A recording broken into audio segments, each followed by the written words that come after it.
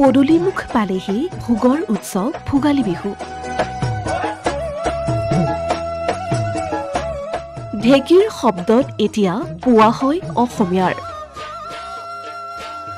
উৰুকালৈ মাজত মাথো দুটা দিন। হেঁপাহৰ ভোগালী বিহুক আদৰিবলৈ সাজু ৰাজ্যবাসী। সমাগত হেঁপাহৰ ভোগালী, গাত যেন তৰণি নাই গৃহিণীৰ। লাড়ু, পিঠা, চিৰা প্ৰস্তুত কৰাত ব্যস্ত সকলো। অসমৰ ইমূৰৰ পৰা সিমূৰলৈ ভোগৰ উৎসৱ ভোগালীক আদৰিবলৈ সাজু হৈ পৰিছে ৰাইজ। পৰম্পৰাক ধৰি ৰখাৰ হেঁপাহ প্ৰত্যেকজন অসমীয়াৰ। পথাৰৰ লখিমী ঘৰলৈ আদৰি আনি মৰণা মাৰি বিহুৰ বাবে যোগাৰ কৰিছে চহা ৰাইজে। গাঁৱৰ ডেকাসকলে ভেলাঘৰ সাজিবলৈ পথাৰত কাটিছে নৰা। চৌদিশে যেন এক উখল মাখল পৰিৱেশ।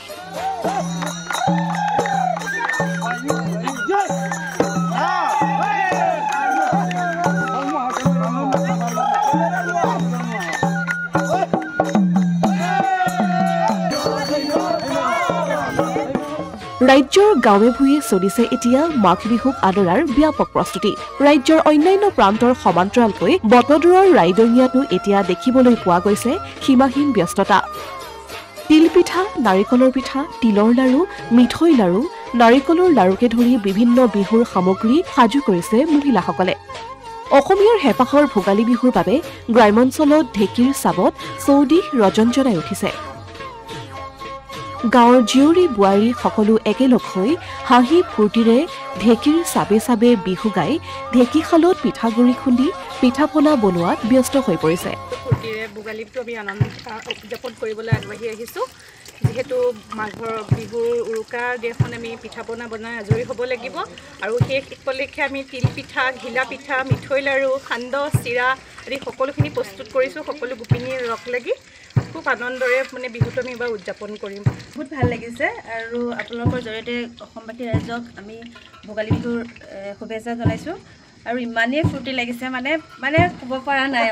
বহুত ভাল লাগিছে। চবেই লগ খাই ঘিলা পিঠা বনাইছে, তিল পিঠা বনাইছে, সোণাই খুন্দি আছে। ইমান আনন্দ লাগিছে, ক'ব পৰা নাই। আনন্দৰ সীমা নাই তাৰমানে। ইফালে গাঁৱৰ মহিলাসকলো পিঠা পনা তৈয়াৰ কৰা কামত ব্যস্ত হৈ পৰাৰ সমান্তৰালকৈ ভেলাঘৰ সজাত ব্যস্ত গাঁৱৰ যুৱকসকল।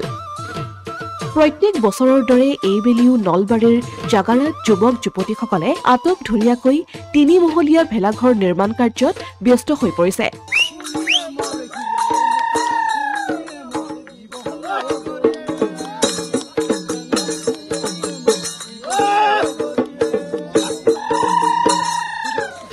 ইতিমধ্যে সম্পূৰ্ণ হৈছে ৩ মহলীয়া ভেলাঘৰটোৰ নিৰ্মাণৰ কাম।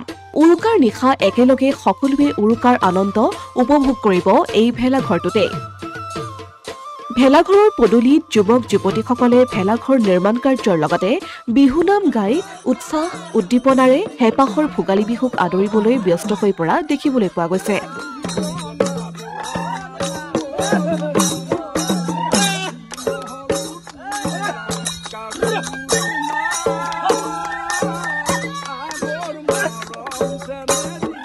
পোনপ্ৰথমে মই নলবাৰী জিলাৰ জাগাৰা গাঁৱৰ দক্ষিণ জাগাৰা চুপাবাসীৰ হৈ আপোনালোকৰ চেনেলৰ জৰিয়তে সমূহ ৰাইজলৈ ইংৰাজী নৱবৰ্ষ তথা ভোগালী বিহুৰ আন্তৰিক শুভেচ্ছা জ্ঞাপন কৰিছোঁ। অসমীয়াৰ হৃৎপিণ্ড স্বৰূপ অসমৰ জাতীয় উৎসৱ 3টা বিহুৰ এই ভোগালী বিহু সমাগত। এই ভোগালী বিহুৰে অবিচ্ছেদ্য অংগ হৈছে মেজি আৰু ভেলাঘৰ, যাক আমি আমাৰ ভাষাত ভেলাভুজি বুলিও কওঁ মেজিটোক। অতীজৰ পৰম্পৰা ৰক্ষা কৰি এইবাৰো আমি একেখিনি ঠাইতে যুৱচাম লগত লৈ মেজি তথা ভেলাঘৰ নিৰ্মাণ কৰি আছোঁ। যোৱাবাৰে আমি এটা সংকল্প লৈছিলোঁ, বিশেষকৈ যুৱচামে লৈছিলে যে অইন বেলিতকৈ এই বেলিৰ ভেলাঘৰটো অকণমান ব্যতিক্ৰমী প্ৰচেষ্টাৰে সজাই তুলিম, যাৰ ফলত ভেলাঘৰটোৰ প্ৰতি ৰাইজ আকৰ্ষিত হ'ব। সেই উদ্দেশ্য আগত ৰাখি এইবাৰ ভেলাঘৰটো অলপ ব্যতিক্ৰমী প্ৰচেষ্টাৰে নিৰ্মাণ কৰা হৈছে। প্ৰায় যোৱা 20 দিন ধৰি দিন ৰাতি একাকাৰ কৰি আমাৰ ল'ৰাসকলে ঘৰে ঘৰে বাঁহ তুলি পথাৰত নাৰা কাটি দিন ৰাতি মুঠতে একাকাৰ কৰি ভেলাঘৰটো নিৰ্মাণ কৰিবলৈ চেষ্টা কৰিছে। কমপ্লিট হোৱা নাই আৰু অনাগত দিনতো আমি ইয়াতকৈ আৰু উন্নতমানৰ ভেলাঘৰ নিৰ্মাণ কৰি ৰাইজক আকৰ্ষিত কৰিবলৈ চেষ্টা কৰিম। ইফালে এয়া টিংখং চহৰিকটা গাঁৱৰ দৃশ্য। ব্যতিক্ৰমী ৰূপত ভেলাঘৰ সাজি দৃষ্টি আকৰ্ষণ কৰিছে সকলোৰে। ইণ্ডিয়া গেটৰ আকাৰত নিৰ্মাণ কৰিছে ভেলাঘৰটি। ঢোল পেঁপা জাপিৰ আৰ্হিত নৰাৰে আটক ধুনীয়াকৈ সজাই পৰাই তুলিছে চৌপাশ। লগতে দেখা গৈছে পৰিৱেশ সজাগতামূলক বিভিন্ন বাৰ্তা। গাঁৱৰ যুৱকসকল নৰা বন্ধাত ব্যস্ত হোৱাৰ সমান্তৰালকৈ পিঠা লাৰু বনোৱাত ব্যস্ত হৈ পৰিছে গাঁৱৰ মহিলাসকল। বিহু জুৰি আনন্দ উল্লাসৰ মাজেৰে এনেদৰে বিহুৰ প্ৰস্তুতি প্ৰায় সম্পূৰ্ণ কৰি তুলিছে। যোৱাবাৰ প্ৰতি বছৰে আচলতে পৰম্পৰাগতভাৱে এই চহৰিকটা গাঁৱৰ ৰাইজে বিশেষকৈ উজনি চুবুৰী নামনি চুবুৰী নিজৰ নিজৰ মানে পৰম্পৰাগতভাৱে বিহু উদযাপন কৰি অহা হৈছে। আৰু এইবাৰো ঠিক তেনেকৈ সকলোৱে ৰাইজ মিলি স্বতঃস্ফূৰ্তভাৱে বিহুখন উদযাপন কৰিব বিচৰা হৈছে। ভোগালীৰ যি মানে হেঁপাহ, এই হেঁপাহক সকলোৱে আদৰণি জনাব বিচাৰিছে। আৰু আমিও চহৰিকটাবাসী হিচাপে সমূহ অসমবাসীলৈ ভোগালী বিহুৰ আগতীয়াকৈ ওলগ জনাইছোঁ।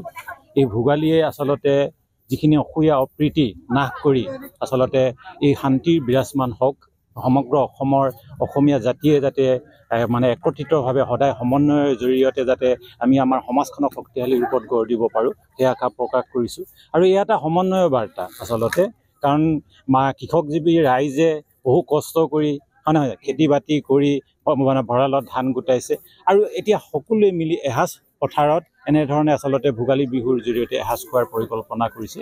খুব সুন্দৰ। আৰু আমি আশা কৰিছোঁ যে সেই বিহুৱে আচলতে আমাৰ যিখিনি শক্তিশালী পৰম্পৰা আমাৰ নতুন প্ৰজন্মক যাতে উদ্ভাসিত কৰিব পাৰে, এই কথাখিনি আচলতে ইয়াৰ জৰিয়তে আমি মেছেজ দিব খুজিছোঁ। ইয়াত যাতে কোনো ধৰণৰ মানে যান্ত্ৰিকতাৰ প্ৰভাৱ নপৰে, কোনো ধৰণৰ বাহ্যিকতাৰ প্ৰভাৱ নপৰে, যাতে কোনো ধৰণৰ পশ্চিমীয়া সংস্কৃতিয়ে এই আমাৰ বিহু সংস্কৃতিটোক গ্ৰাস কৰিব নোৱাৰে, সেই বাৰ্তা আচলতে আমি নতুন প্ৰজন্মক দিব খুজিছোঁ। আৰু এটা দেখিব পোৱা গৈছে আপোনালোকে ধুনীয়াকৈ ইয়াত নাঙল, জাপি, ঢোল এনেদৰে এটা কৃষিৰ লগত জড়িত বিভিন্ন সামগ্ৰীসমূহ আপোনালোকে ইয়াত প্ৰদৰ্শন কৰিবলৈ চেষ্টা কৰিছে। কি ক'ব? সেয়ে কৃষক ৰাইজৰ আচলতে অস্ত্ৰ সেইখিনি।